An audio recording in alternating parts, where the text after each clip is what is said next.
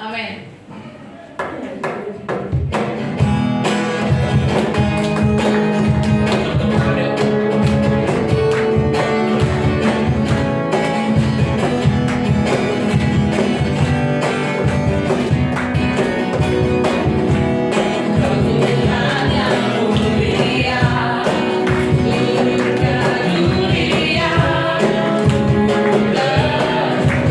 Segala dosa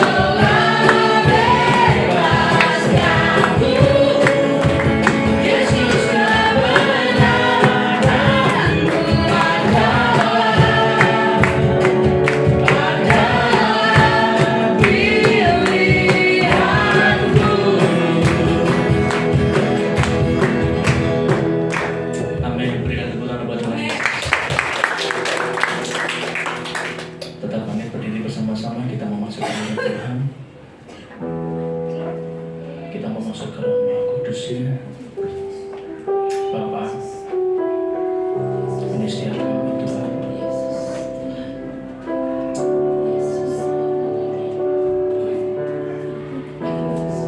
Ya Engkau Tuhan yang melayakan kami di tempat ini Tuhan. Untuk kami boleh masuk ke hadirat-Mu Tuhan. Kami boleh terima pengurapan daripada Engkau Yesus. Sama Bapa kami, Kau Tuhan kami, Kau Allah kami.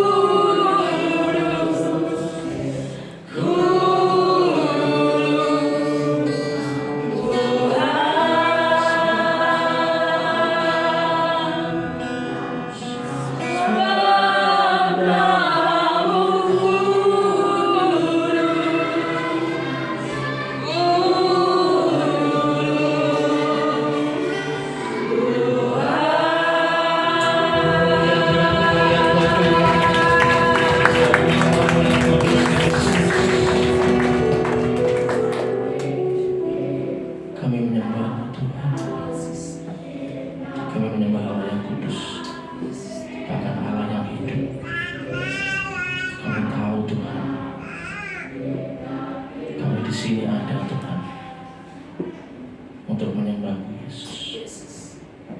Bahkan saat kami berjalan Tuhan, biarlah kasih-Mu yang menerangi setiap langkah-langkah kami.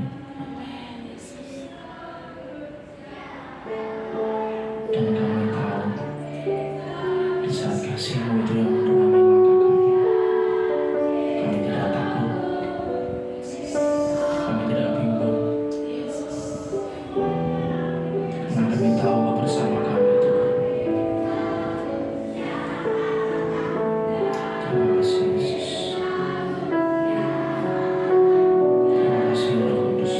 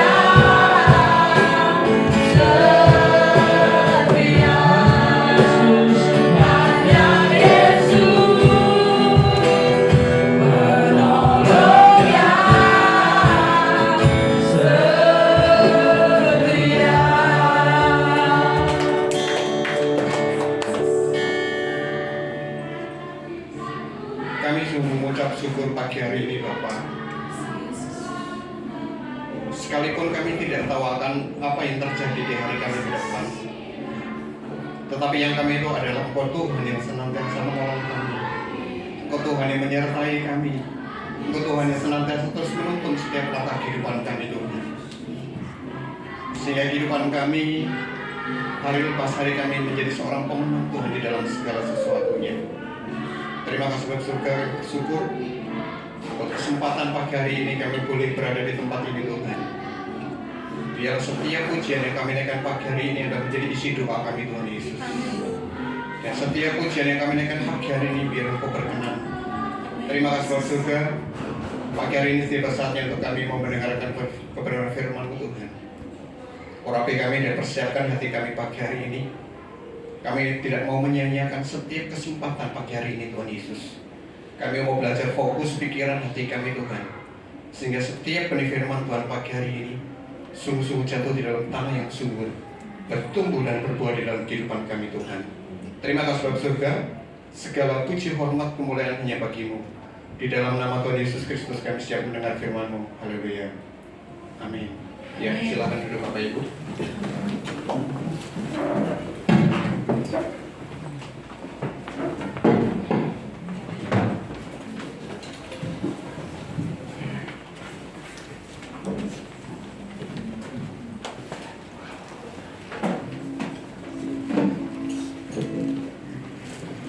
Ya, salam Bapak Ibu.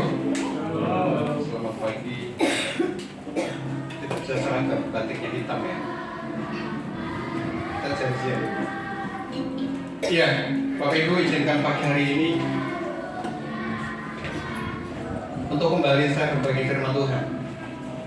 Dan saya pernah katakan di tempat ini bahwa saya tidak lebih baik dibanding Bapak Ibu, tetapi saya bersyukur bahwa ada kesempatan untuk sama-sama Bapak Ibu belajar pagi hari ini. Iya, Bapak Ibu, saya akan mengingatkan kembali bahwa pentingnya untuk kita tinggal di dalam komunitas yang benar. Gerejanya adalah komunitas kita. Oke? Tuhan tidak pernah menciptakan manusia dalam kesendirian. Kita lebih baik kalau kita bersama-sama. Ada istilah, kalau mau pergi dengan cepat, pergilah sendirian. Tetapi kalau mau pergi jauh, pergilah bersama-sama. Bapak Ibu, suatu kali saya melihat sekelompok burung yang terbang. Mungkin Bapak Ibu juga pernah lihat. Jadi kalau saya pulang ke Jawa itu di Tol Cipali, sebelah kiri kanan itu hamparan sawah yang luas. Saya pernah lihat bahwa sekelompok burung itu terbang. Mungkin di acara televisi ada. Di Animal, kita ada sekelompok burung yang terbang yang dia membuat huruf V. Pernah lihat Bapak Ibu? Pernah. Iya. Bapak Ibu saya yakin bahwa kelompok burung yang terbang membentuk huruf V itu adalah bukan sesuatu yang mereka pamer. Atau dia katakan bahwa dia mungkin saya akan menarik, biar diperhatikan oleh orang. Tentunya tidak Bapak Ibu. Tetapi karena mereka cerdik, setiap burung yang terbang itu sedikit lebih tinggi dibanding burungnya di depannya. Untuk apa Bapak Ibu? Untuk mengurangi hambatan atau kencang angin dari depan. Kalau mereka terbang berkelompok huruf V, itu mengurangi energi yang dikeluarkan 40%. Artinya adalah sekelompok burung itu dia bisa terbang lebih panjang, lebih lama. Burung itu uniknya adalah Bapak Ibu ketika dia terbang bersama-sama seorang pemimpin di depan. Ketika yang paling depan itu dia capek, dia akan mundur dan dia akan digantikan oleh burung berikutnya. Bergiliran sampai terakhir. Artinya adalah dia bisa menyelesaikan dalam jarak yang cukup jauh sebelum memutuskan untuk dia istirahat. Dan formasi huruf V adalah antara komunikasi dengan satu yang lain itu sangat mudah. Pengontrolan mereka dari burung satu dan yang lain itu sangat efektif Bapak Ibu. Pengkhotbah katakan di dalam Pengkhotbah 4 ayat yang ke-9 dan sampai 11, berdua lebih menguntungkan daripada seorang diri. Kalau mereka bekerja, hasilnya tentunya lebih baik. Kalau yang seorang jatuh, yang lain dapat menolongnya. Tetapi kalau seorang diri jatuh, celakalah dia karena tidak ada yang menolongnya. Yang ke-11 adalah pada malam hari yang dingin, dua orang yang tidur berdampingan dapat saling menghangatkan, tetapi bagaimana orang yang menjadi hangat kalau dia seorang diri? Baik, Ibu, kita akan buka di dalam Markus 4 ayat yang ke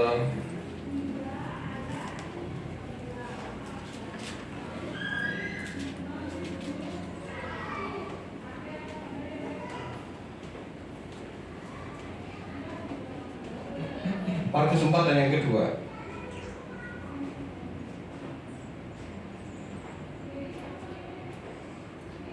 Sampai ayat yang ke-9.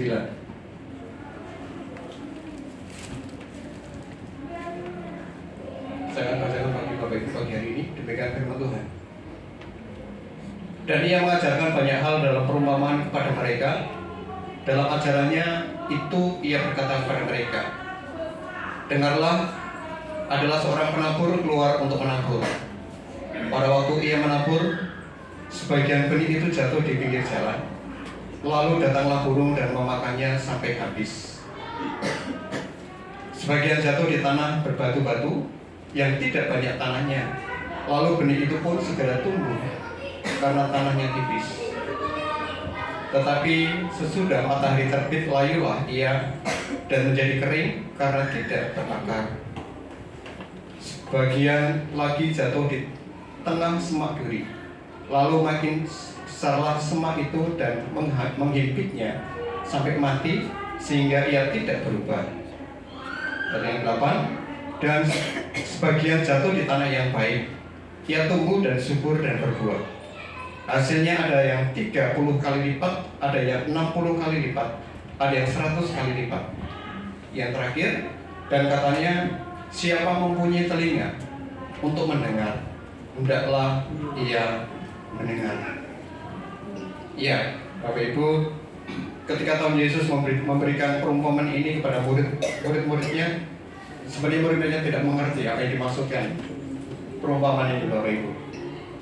Maka ketika Tuhan Yesus bersama-sama dengan muridnya sendirian, murid-muridnya bertanya, apa sih yang dimaksudkan perumpamaan ini?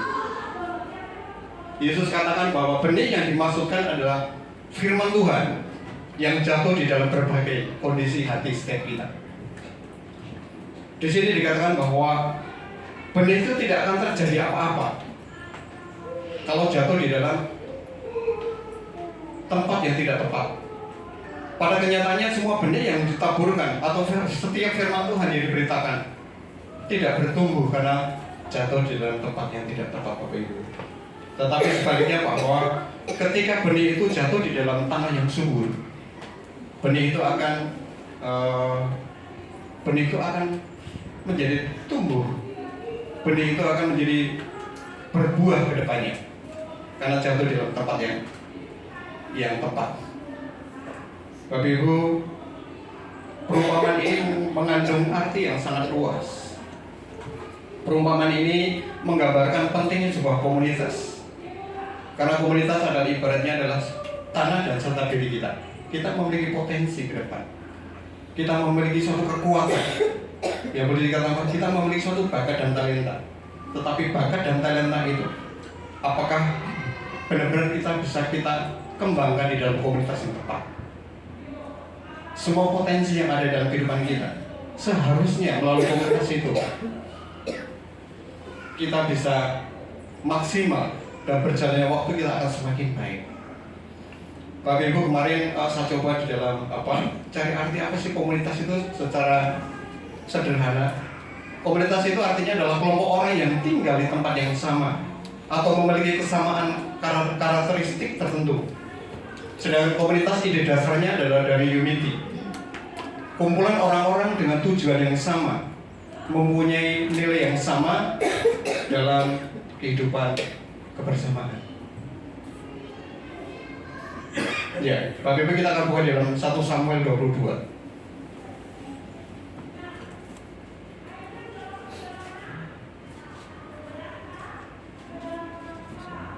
1 Samuel 22 ayat yang pertama dan kedua.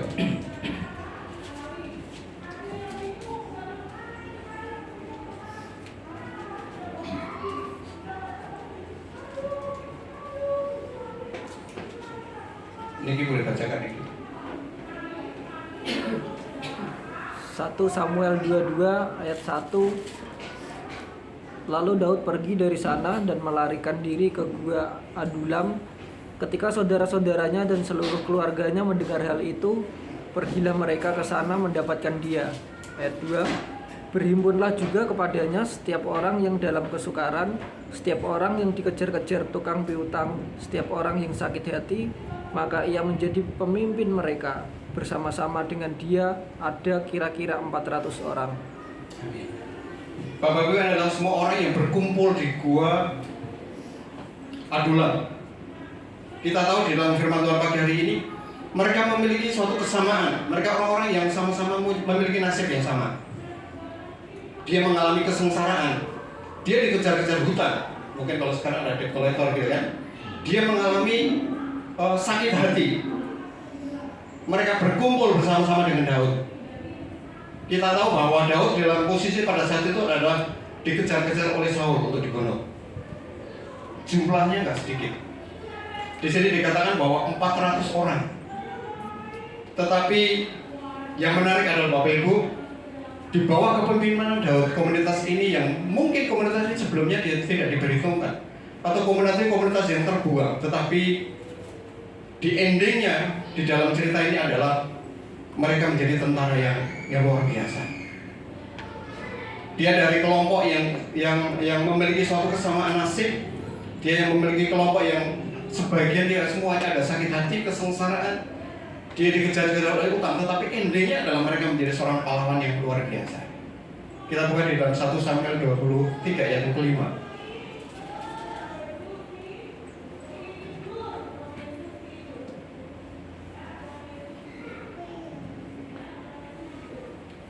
Satu Samuel 23 ayat kelima dikatakan, kemudian pergilah Daud dengan orang-orangnya ke Gila. Ia berperang melawan orang Filistin itu. Dihalaunya ternak mereka dan ditimbulkannya kekalahan besar di antara mereka. Demikianlah Daud menyelamatkan penduduk Keilah. Bapak Ibu, kita bisa bayangkan ada suatu transformasi kehidupan yang terjadi di dalam Gua Adulam. Komunitas yang Daud pimpin berubah, yang tadinya adalah menjadi orang-orang yang gagal, tetapi dia kebalikannya sekarang menjadi orang-orang yang menang. Yang dulunya adalah orang-orang yang mengalami kesulitan, tetapi sekarang menjadi pahlawan. Bahkan dia bisa merebut kota Keilah, Bapak Ibu. Tentu komunitas itu udah bukan komunitas yang apa? Kalau bahasa sekarang komunitas yang kaleng-kaleng, bukan gitu kan? Komunitas yang berpusatkan pada Kristus, di mana setiap orang yang ada di dalamnya mempunyai kesamaan, yang beriman dan percaya pada Kristus, seperti tempat kita pada saat ini.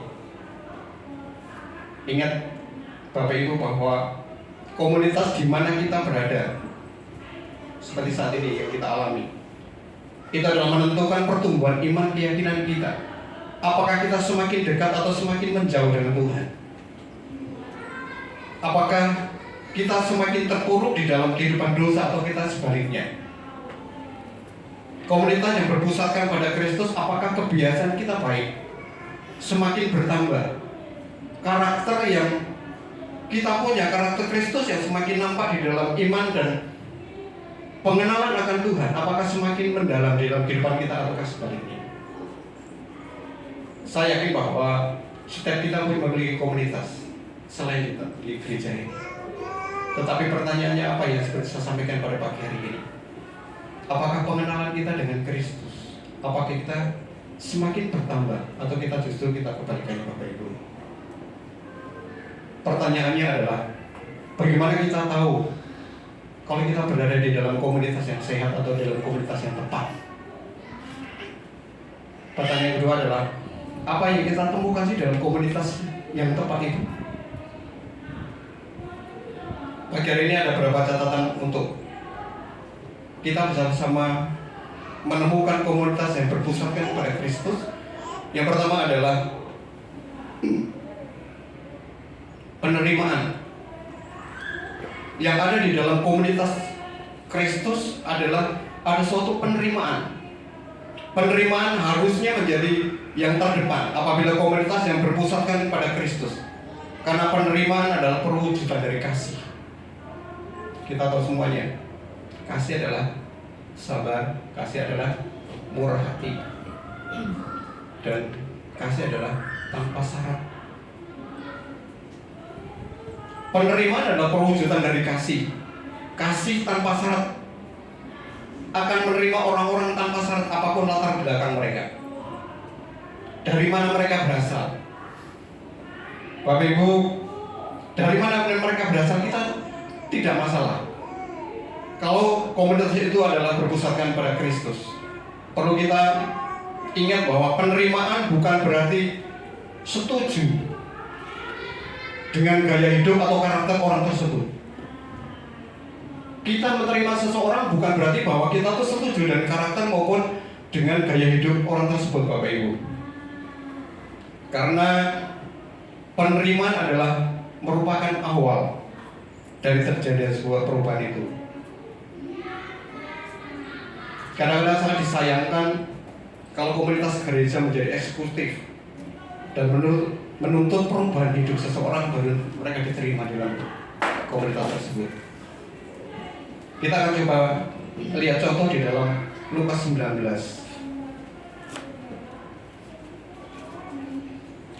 Lukas 19 ini adalah cerita yang sangat-sangat familiar karena sekolah minggu pasti pernah membaca dalam Lukas 19 1-9 tentang Sakeus. Saya akan bacakan kepada Bapak Ibu. Yesus masuk ke kota Yeriko dan berjalan terus melintasi kota itu. Di situ ada seorang bernama Sakeus, kepala pemungut cukai, dan ia seorang yang kaya. Ia berusaha untuk melihat orang apakah Yesus itu. Tetapi ia tidak berhasil karena orang banyak, sebab badannya pendek. Maka berlarilah ia mendahului orang banyak, lalu memanjat pohon ara untuk melihat Yesus yang akan lewat di situ. Ketika Yesus sampai di tempat itu, ia melihat ke atas dan berkata, "Sakeus, segeralah turun sebab hari ini aku harus menumpang di rumahmu." Lalu Sakeus segera turun dan menerima Yesus dengan sukacita. Tetapi semua orang yang melihat hal itu bersungut-sungut, katanya, "Ia menumpang di rumah orang berdosa."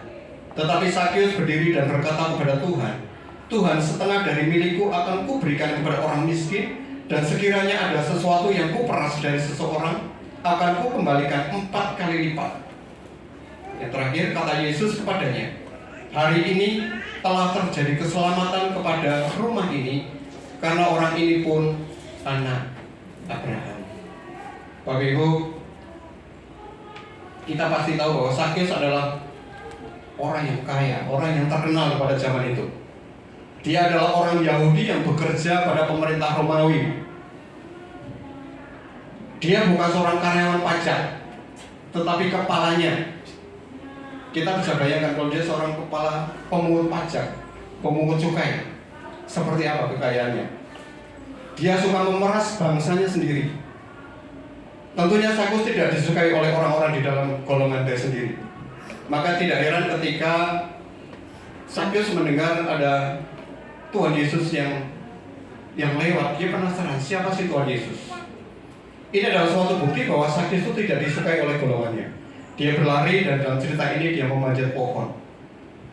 Ketika Tuhan Yesus berhenti di bawah pohon itu, Tuhan Yesus katakan, "Turunlah Sakeus, karena aku akan menumpang di rumahmu." Bapak Ibu, ini adalah bentuk kepedulian Tuhan Yesus pada Sakeus.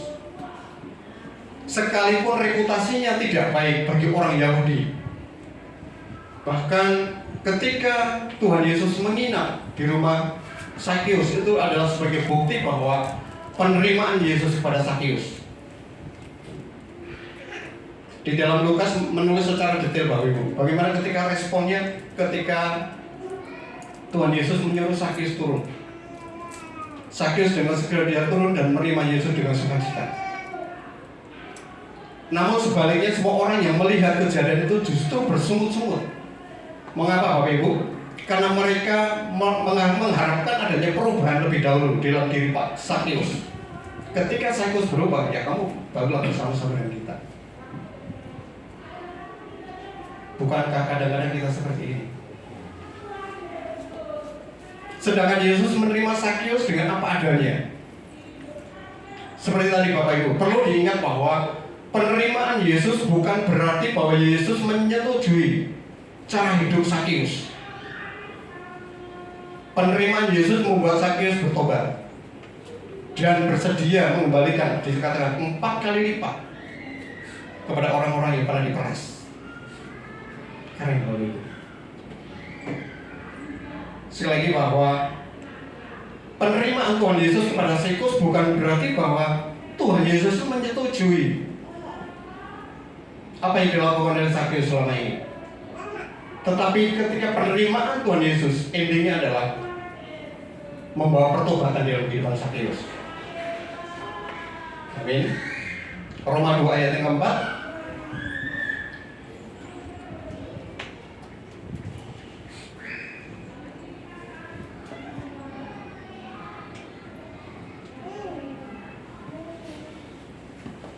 Roma 2 ayat yang keempat dikatakan demikian.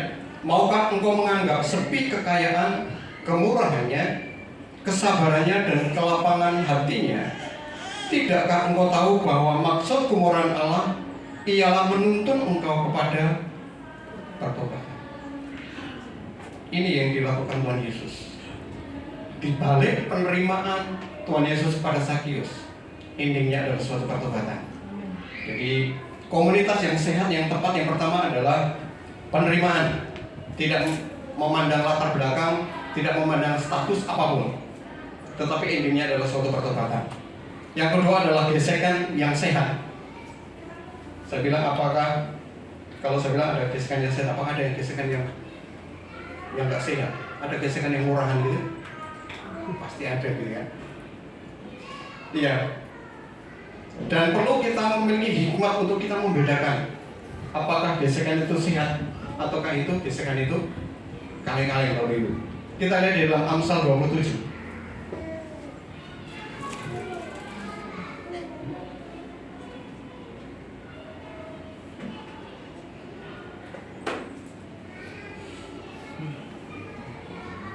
Amsal 27 ayat yang ke-17.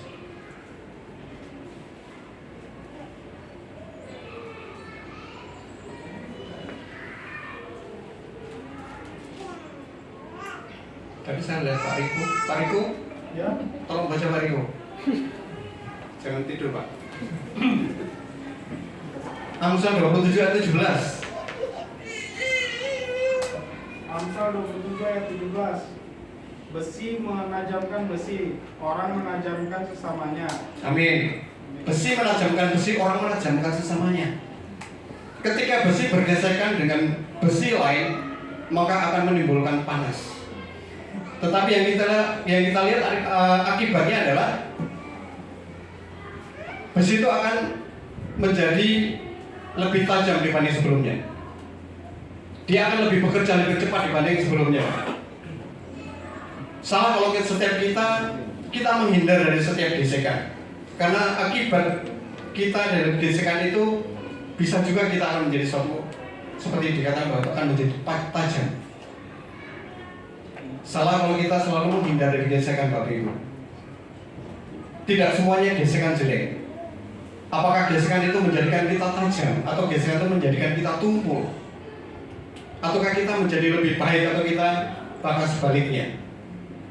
Demikian di dalam kerajaan Tuhan, bahwa kerajaan Allah kita nggak usah perlu selalu untuk kita menghindar, karena saya yakin bahwa gesekan di dalam kehidupan kita menjadi sesuatu yang lebih tajam. Itu adalah komunitas. Yang kedua adalah gesekan yang sehat. Yang ketiga adalah komunitas yang berpusatkan pada Kristus akan ditemukan keterbukaan. Saya pernah ikut Pria Sejati berapa kali ya? Ada sekitar 3 kali waktu awal-awal Pria Sejati ada di Lipo Cikarang. Ini selalu digaung-gaungkan keterbukaan.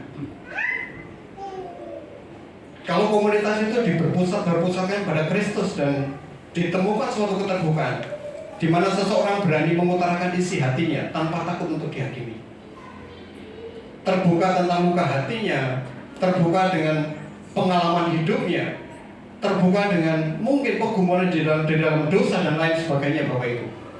Karena keterbukaan adalah tanda bahwa seseorang itu sudah mulai nyaman dengan komunitas itu dan menemukan rasa aman. Terbuka adalah merupakan langkah awal untuk kita menuju suatu kesembuhan. Keterbukaan itu langkah awal untuk kita mengalami suatu pemulihan. Jadi Bapak Ibu, kalau ada orang, ada rekan-rekan kita di tempat ini terbuka, jangan justru kita menjadi gosip. Saya pernah katakan dengan istri saya maupun anak-anak saya bahwa ketika ada orang yang share dengan kita, ketika ada orang yang bicara sesuatu dengan kita nggak perlu harus cerita dengan orang lain. Itu cukup untuk kita konsumsi diri kita. Kalau memang saya dan istri saya nggak bisa untuk ada jalan keluar, saya izin dengan orang yang share dengan saya, boleh nggak saya share dengan gembala kita? Ya, itu ada. Yang ketiga adalah tentang keterbukaan. Yang keempat adalah komunitas yang berpusatkan pada Kristus. Di situ ada pemimpin, ada pengajaran, ada nasihat, ada teguran. 1 Tesalonika ayat yang ke-5.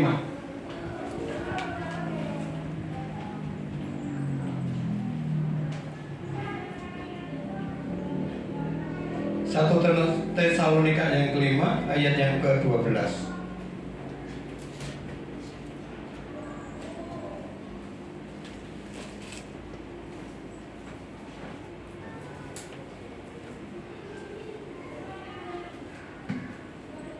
Satu Tesalonika 5, 12 sampai 14. Pak Didi minta tolong dibacakan Pak.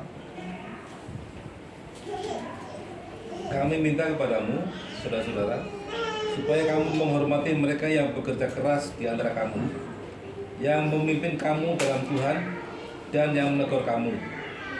Dan supaya kamu sungguh-sungguh menjunjung mereka dalam kasih karena pekerjaan mereka. Hiduplah selalu dalam damai seorang dengan yang lain.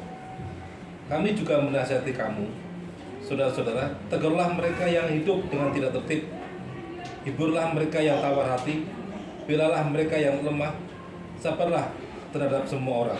Amin.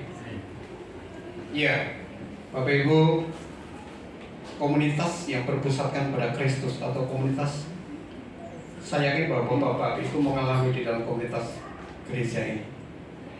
Di sini ada seorang leader, ada gembala kita.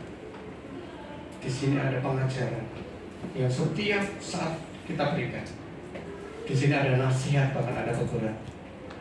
Bapak Ibu, saya dan keluarga gembala kita, Pak Ogoja, itu udah lebih pada keluarga menurut saya. Tetapi bukan berarti bahwa ketika saya salah, keluarga Bapak enggak tegur kami. Ketika ada sesuatu yang ganjil, terutama istri saya pasti dia akan tegur. Tetapi tentunya kita beda cara menyampaikannya Bapak Ibu.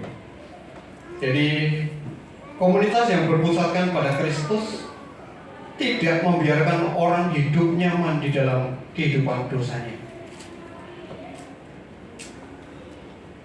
Mungkin orang itu bisa bersembunyi dalam hidup yang lama, tetapi komunitas yang menolong, dia akan merubah dan mengalami kemerdekaan dari dosa dan mengalami hidup yang baru. Jadi sekali lagi bahwa komunitas yang berpusatkan pada Kristus tidak membiarkan orang itu hidup di dalam dosa atau kehidupan lamanya Bapak Ibu. Amsal 27 ayat yang ke-5.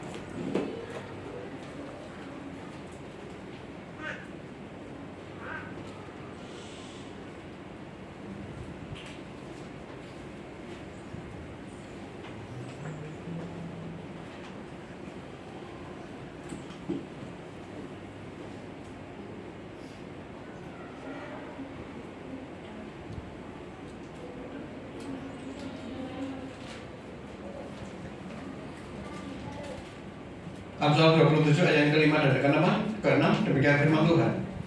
Lebih baik teguran yang nyata-nyata daripada kasih yang tersembunyi.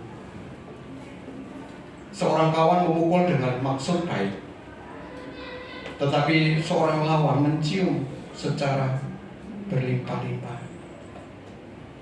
Bapak Ibu, kita lebih baik ditegur dengan baik. Nyata-nyata kita tegur. Kalau kita rendah hati, kalau kita mau diajar, kita mau dinasehati, dan kita mau diarahkan, tentunya kita juga mau untuk kita ditegur. Saya yakin bahwa kita akan mengalami transformasi, kehidupan kita akan lebih cepat. Yang kelima adalah, ini pernah disinggung oleh gembala kita. Komunitas yang sehat yang berpusatkan pada Kristus tentunya ada saling. Pernah ya waktu awalnya. Jadi hubungan berjalan bukan cuma satu arah tapi dua arah. Nggak cuma dari atas ke bawah tapi dari bawah pun bisa ke atas Bapak Ibu. Jadi kita datang bukan cuma untuk menerima, tapi kita datang juga untuk kita memberi. Dalam Ibrani 10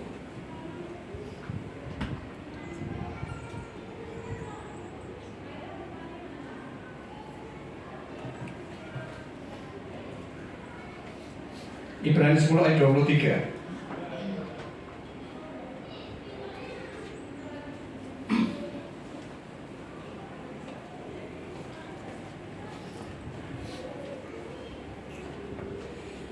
Ibrani 10, 23-25 demikian firman Tuhan. Marilah kita teguh berpegang pada pengakuan tentang pengharapan kita, sebab Ia yang menjanjikannya setia. Dan marilah kita saling memperhatikan, supaya kita saling mendorong dalam kasih dan dalam pekerjaan baik. Janganlah kita menjauhkan diri dari pertemuan-pertemuan ibadah kita, seperti dibiasakan oleh beberapa orang, tetapi marilah kita saling menasehati dan semakin giat melakukannya menjelang hari Tuhan yang dekat. Bapak Ibu, maukah kita mulai belajar bahwa kita belajar untuk kita saling memperhatikan, kita belajar untuk kita saling menghormati dalam komunitas kita ini, kita belajar untuk kita saling mendoakan, kita saling untuk kita belajar untuk saling membantu, support dalam kehidupan kita dan lain sebagainya Bapak Ibu. Jadi jangan kita senang untuk kita diperhatikan, tetapi berpikirlah bagaimana untuk kita memikirkan orang lain. Jangan kita dibiasakan untuk kita selalu kita pengen didoakan, tetapi bagaimana untuk kita bisa mendoakan,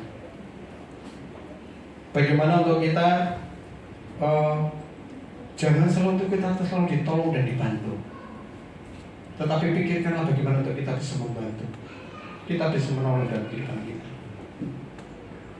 Bapak Ibu, di tengah-tengah komunitas kita minggu kemarin, Ibu Misi dirawat di rumah sakit Amanda.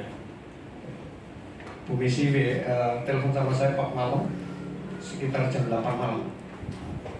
Dia harus dirawat, dia harus ke rumah sakit. Dan saya tanya sama Bu Misi bahwa, Mbak, kira-kira menurut Mbak rawat atau enggak? Kalau enggak di klinik, kalau enggak di rumah sakit, tetapi enggak dirawat lah. Akhirnya Bu Misi bilang bahwa kelihatannya harus dirawat karena kondisinya seperti ini. Akhirnya singkat cerita bahwa malam itu saya katakan nggak bisa untuk dirawat karena memang ruangan di rumah sakit Aman itu full. Dan pagi-pagi saya coba hubungi Pak Rudi Manuhu, saya minta tolong untuk diantarkan ke rumah sakit. Apakah kondisi pada waktu pagi itu adalah di dalam bed ruangan rumah sakit ada yang kosong? Enggak, full semua. Saya pernah katakan di tempat ini bahwa ketika saya belajar untuk merasakan seperti apa sih Bu Misi itu ketika dia harus antri di dalam UGD. Bapak Ibu, kita tahu Bu Misi adalah putrinya satu ada di Palembang. Dan untuk komunikasi, ketika ada urgen seperti ini, nggak mungkin dia akan segera bisa datang. Anak yang kedua, pagi itu dia bekerja. Dia memilih akan bekerja, terserah ibu mau seperti apa. Itu pentingnya buat komunitas kita, untuk kita saling membantu, kita saling menolong, kita bisa merasakan seperti apa sih kesulitannya orang itu. Itu menjadi beban kita juga. Bukan berarti wah ini sok pahlawan, enggak juga. Jadi mari kita sama-sama belajar. Kita saling memperhatikan orang lain. Kita belajar untuk kita saling mendoakan dalam kehidupan kita. Sekali lagi bahwa jangan kita senang untuk kita dibantu terus-menerus. Tapi ada satu titik pikirkan bagaimana kita bisa membantu orang lain. Ini yang dikatakan bahwa ini kasih persaudaraan itu menjadi gaya hidup kita dalam komunitas kita. Seperti di dalam 1 Petrus 1.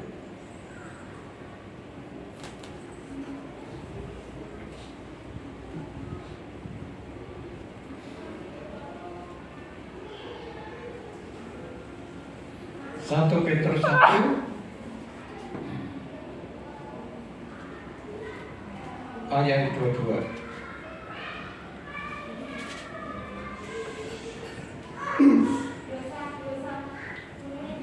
Demikian firman Tuhan.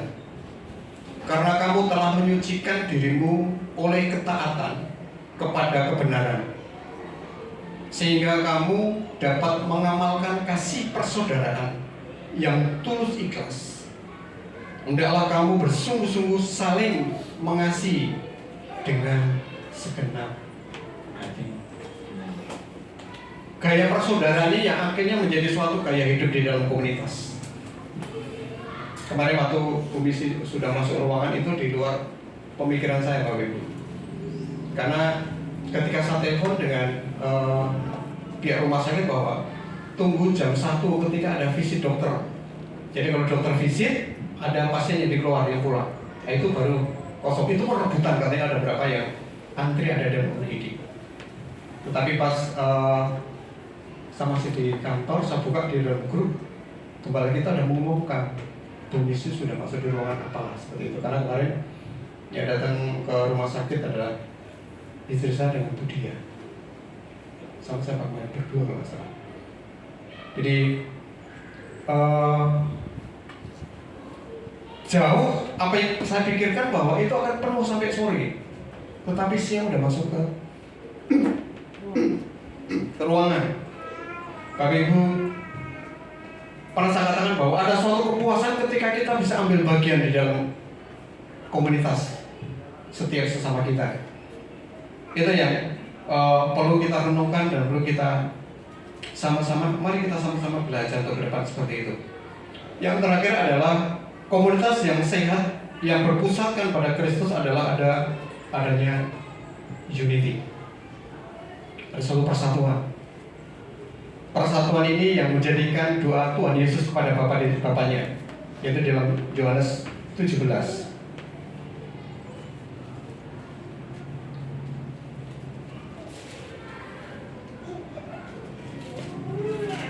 Yohanes 17 ayat ke-20.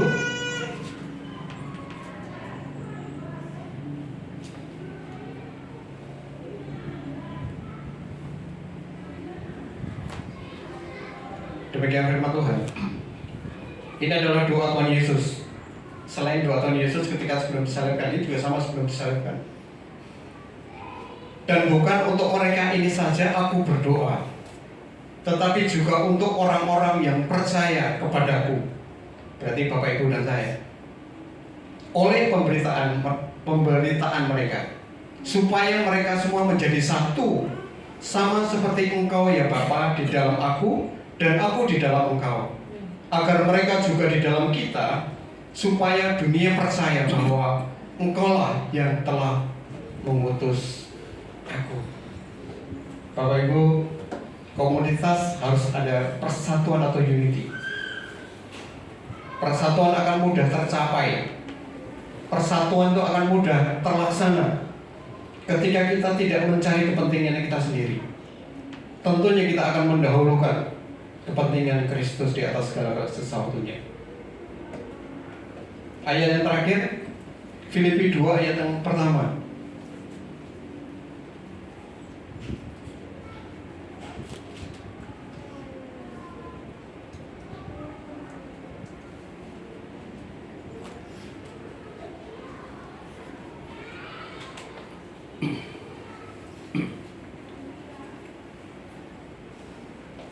Filipi 2 yang pertama sampai ayat keempat. Ini yang terakhir Bapak Ibu. Saya akan bacakan. Jadi karena dalam Kristus ada nasihat, ada penghiburan kasih, ada persekutuan roh, ada kasih mesra dan belas kasihan. Karena itu sempurnakanlah sukacitaku dengan ini. Hendaklah kamu sehati, sepikir dalam satu kasih, satu jiwa, satu tujuan, dengan tidak mencari kepentingan sendiri atau puji-pujian yang sia-sia. Sebaliknya, hendaklah dengan rendah hati yang seorang menganggap yang lain lebih utama daripada dirinya sendiri. Yang keempat, dan janganlah tiap-tiap orang hanya memperhatikan kepentingannya sendiri, tetapi kepentingan orang lain juga. Keren Bapak Ibu. Dan jangan tiap-tiap orang hanya memperhatikan kepentingannya sendiri, tetapi kepentingan orang lain itu juga. Ini adalah menjadi dasar untuk kita memiliki unity.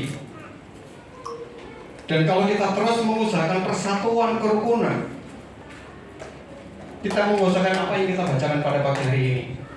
Bapak Ibu, kemarin ketika kita komsel di rumah Pak Sandi, Mas Sandi lah. Kalau manggil Pak kelihatannya ganjil ya. Ketika hari Jumat kita komsel di rumah Mas Sandi, saya diberkati dengan sharing Bu Ari. Boleh saya saksikan dikit Bu Ari? Ya, saya dengan Bu Ari itu sudah panjang perkenalan kami.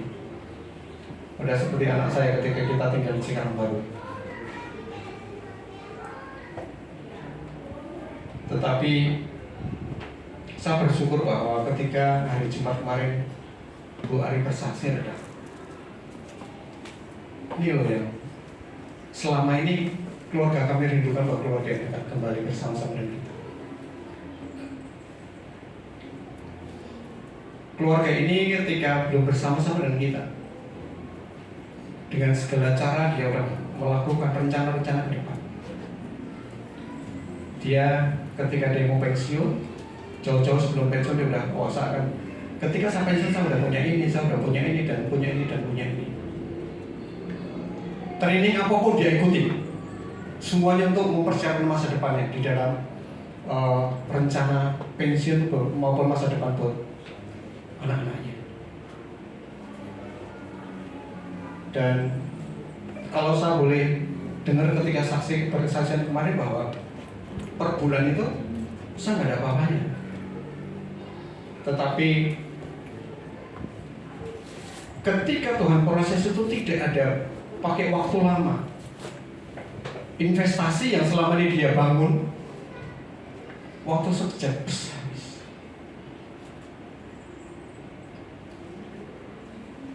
Saya dengan Bapak Gembala waktu mula-mula gereja ini ada. Saya 2 kali ke rumah Bu Ari. Saya ngajak, ayo kita sama-sama dengan Pak Weli. Tetapi ada suatu titik, ada suatu doa dan kerinduan dari keluarga Gembala kita maupun keluarga saya adalah keluarga ini akan kembali bersama-sama dengan pelayani di tempat ini. Dan itulah yang selama ini menjadi perhubungan setiap kita. Kita boleh merencanakan segala sesuatu apapun di dalam kehidupan kita. Seperti kemarin saya katakan, ada suatu kunci rencana yang tidak bisa pernah kita geser rencananya Tuhan. Bagaimana untuk kita menyelaraskan antara rencana kita dengan rencananya Tuhan. Kalau pagi hari ini kita boleh mendengarkan bagaimana untuk kita belajar, untuk kita memberi, kita belajar untuk kita menolong, membantu orang lain dan segala sesuatunya. Kita nggak perlu pusing dengan masa depan yang kita hadapi. Saya nggak pernah rencanakan saya seperti ini pada saat ini, tetapi dengan demikian Tuhan atur satu persatu. Saya nggak pernah merencanakan, nanti anak saya seperti ini, nanti saya 2 tahun setengah lagi saya pensiun, nanti pensiun gimana? Tapi semuanya Tuhan sudah Tuhan atur. Kalau di dalam ujian, sungguh alangkah baiknya. Itu akan menjadi bagian dari kehidupan kita. Ini lagu lama, betul kan? Sungguh alangkah baiknya, betul? Saya nggak bisa nyanyi. Iya, itulah komunitas yang harus hari-hari ini kita bangun di dalam komunitas bergereja tempat kita. Di sini ada suatu penerimaan, kita nggak menolak siapapun, Bapak Ibu. Yang kedua adalah di setiap komunitas pasti ada gesekan, tetapi mari kita sama-sama jangan menghindar dari setiap gesekan, karena belum tentu bahwa gesekan itu semuanya negatif. Gesekan bisa membuat kita akan lebih tajam. Yang ketiga adalah komunitas di dalam gereja tempat ini kita belajar sama-sama ada suatu keterbukaan. Yang keempat adalah kita mau dipimpin, kita mau menerima pengajaran, kita mau dinasihati dan kita mau ditegur. Yang kelima adalah komunitas di tempat ini atau komunitas dalam Kristus adalah kita saling. Yang terakhir adalah komunitas yang sehat atau di tempat ini adalah kita belajar ada suatu unity maupun dalam persatuan. Tentunya Bapak Ibu belum sempurna, tetapi kita menuju kesempurnaan di dalam komunitas ini. Ya, itu yang pagi hari ini bisa saya bagikan bagi Bapak Ibu. Saya minta maaf kalau ada kata-kata yang tidak berkenan, tidak pas pada pagi hari ini. Ya, kita akan pemain musik maupun WL singer sedang untuk masuk ke depan.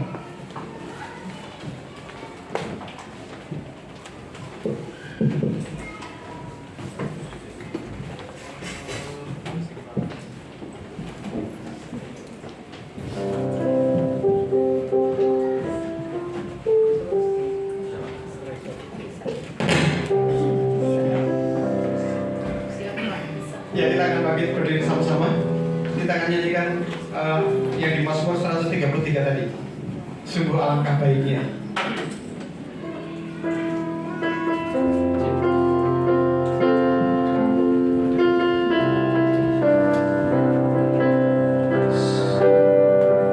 Sungguh alangkah baiknya, sungguh alangkah indahnya, bila saudara semua hidup rukun bersama. Sungguh alangkah baiknya, sungguh alangkah indahnya, bila saudara semua hidup rukun bersama.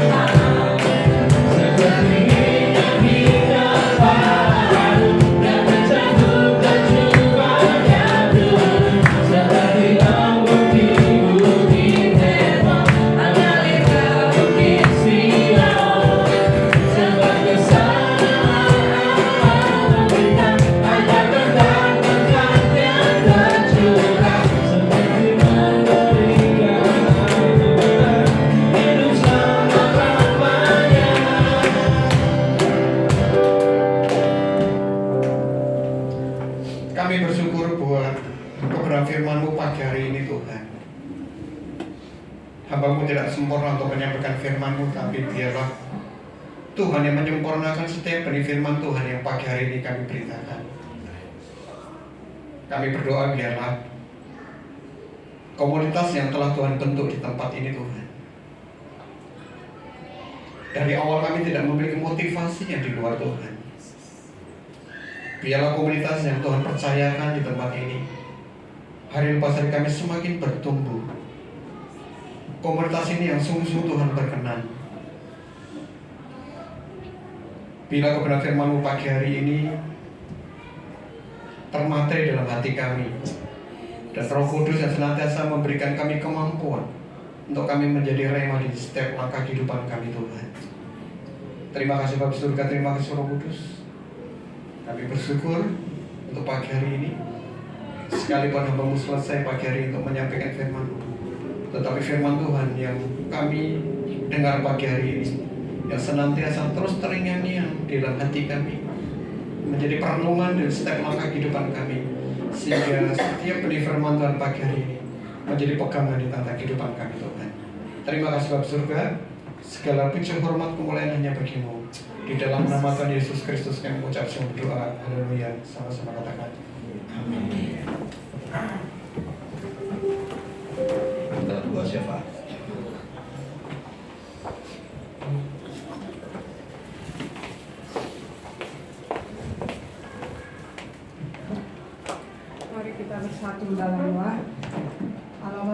sembah dalam nama Tuhan Yesus Kristus. Puji syukur kami naikkan pagi hari ini Bapa atas semua kebaikan-Mu yang selalu menyertai kami Tuhan sepanjang minggu ini. Hingga di tempat ini kami bisa ibadah Tuhan. Kami sudah meninggikan nama Tuhan. Kami sudah memuji memuliakan nama-Mu. Biarlah Tuhan jemaat-Mu di tempat ini, kami sungguh-sungguh lagi untuk datang mencari Tuhan. Biarlah kami Tuhan bersatu hati seperti yang kami dengar firman-Mu hari ini mengajarkan kami supaya kami Tuhan bersatu di tempat ini, biar kami mengalami pertumbuhan di dalam Tuhan. Kami diberkati oleh Tuhan. Biarlah kami Tuhan jemaat-Mu saling mendoakan, saling menguatkan, saling menghibur Tuhan, saling tolong menolong. Biarlah kami Tuhan jadi anak-anak-Mu yang setia dan taat kepada-Mu. Bapa yang baik, kami di sini jemaat-Mu berdoa Tuhan, saudara kami Ibu Mesila yang terbaring di rumah sakit Bapa. Biarlah Engkau ulurkan tangan yang maha kuasa Bapa, angkat segala sakit penyakit Ibu Mesila. Biarlah Ibu ini sehat kembali, bisa kami berkumpul di tempat ini beribadah Tuhan. Berkati dokter yang menanganinya, berkati semua obat yang dia minum Tuhan. Kami percaya dalam nama Yesus Ibu Mesila pasti sembuh. Bapak, kami berdoa juga buat Bapak Gembala kami Tuhan yang saat ini masih proses Tuhan dalam penyembuhan mata Tuhan. Kami serahkan Bapak Gembala ini kepada-Mu Tuhan, tolong kuatkan Bapak ini. Apapun yang dia hadapi Tuhan, kami percaya Tuhan Bapak Gembala kuat menjalani ini, dan kami percaya Tuhan sembuhkan, dan Tuhan mendengar doa kami. Bapak Gembala pasti sembuh dari segala penglihatannya Tuhan.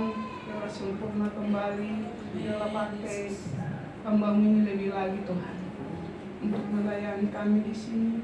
Biarlah kami jemaat-Mu Tuhan bersatu hati Bapa. Biarlah apapun kerinduan Bapak ini Tuhan, beri yang terbaik Bapak. Kami berdoa juga buat keluarganya Tuhan, Ibu Gembala, anak-anaknya Tuhan. Biarlah Tuhan berkati, cukup kasih tahu kepada mereka Bapak. Bapak yang baik, kami berdoa juga buat rencana Natal kami Tuhan. Kami serahkan semua dalam tangan-Mu. Biarlah Tuhan campur tangan, Tuhan yang bekerja, Tuhan mencukupkan segala biayanya Tuhan. Biarlah Natal kami nanti berjalan dengan baik. Terima kasih Bapak. Kami berdoa juga buat negara kami Bapak. Tuhan yang melindungi negara kami Indonesia, melindungi pemimpin kami dari Bapak Jokowi sampai jajarannya Tuhan, dan mereka melayani negara ini dengan takut Tuhan. Selamatkan kami Bapak, dalam negara ini aman dalam lindungan-Mu Bapak yang baik. Kami juga mau pulang Tuhan, sertai kami dalam perjalanan kami. Kalau kami sampai di tempat kami dengan selamat, tak kurang satu apapun. Tuhan Yesus, kami terima berkat-Mu dari hamba-Mu. Mari arahkan hati kepada Tuhan, angkat tanganmu kepada Tuhan, dan sekarang saudara-saudaraku yang terkasih, terimalah rahmat anugerah dari Bapa kita di surga. Di dalam kasih dan karya Tuhan Yesus Kristus, bersama-sama persekutuan dan pengurapan Roh Kudus, terimalah berkat-berkat jasmani, terlebih lagi berkat rohani. Jadilah berkat di mana Tuhan menempatkan saudara. Karena itu pergilah, jadikanlah semua bangsa murid. Baptislah mereka dalam nama Bapa dan Anak dan Roh Kudus, dan ajarlah mereka melakukan segala sesuatu yang telah Kuperintahkan kepadamu. Dan ketahuilah, Aku menyertai kamu sampai kepada akhir zaman. Demikianlah Tuhan Yesus akan datang kembali, menjemput kita sekalian, membawa kita masuk ke tempat yang telah Dia sediakan, supaya di mana Tuhan Yesus berada, di situ kita boleh berada. Terima kasih Tuhan. Kami terima segala kelimpahan berkat Tuhan di dalam nama Tuhan Yesus Kristus. Haleluya. Amin.